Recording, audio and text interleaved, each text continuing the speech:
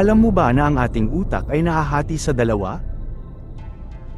May kanya-kanyang kakayahan ang isang left brain at isang right brain. Alamin natin kung ano ang gamit ng magkaibang side ng ating utak. Halika at alamin natin.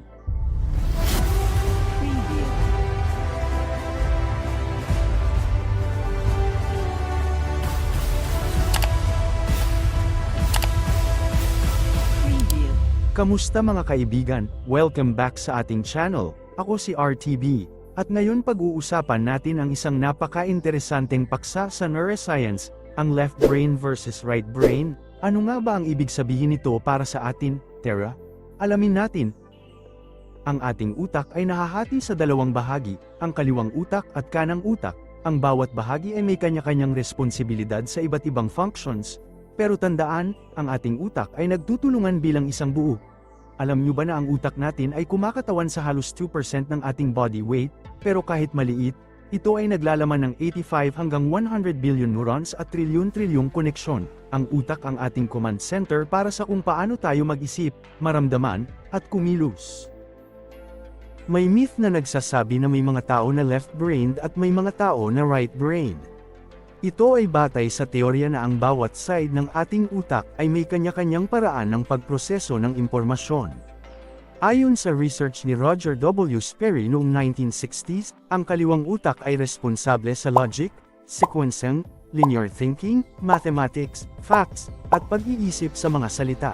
Samantalang ang kanang utak naman ay responsable sa imagination, holistic thinking, intuition, arts, rhythm, nonverbal cues, feelings visualization, at daydreaming. Kaya kung ikaw ay analytical at methodical sa pag-iisip, ikaw daw ay left brain. At kung ikaw ay creative at artistic, ikaw daw ay right brain. Pero ano nga ba ang sinasabi ng research tungkol dito? Noong 2013, isang team ng neuroscientists ang nag-review at nakita nilang walang ebidensya na tama ang teoryang ito. Ayon sa kanilang findings, hindi favored ng ating utak ang isang side over the other. Ang dalawang sides ng ating utak ay nagtutulungan at nagko-complement sa isa't isa. Kaya mahalaga na alagaan natin ang ating utak. Narito ang ilang tips para mapanatiling sharp ang ating utak ayon sa Alzheimer's Association.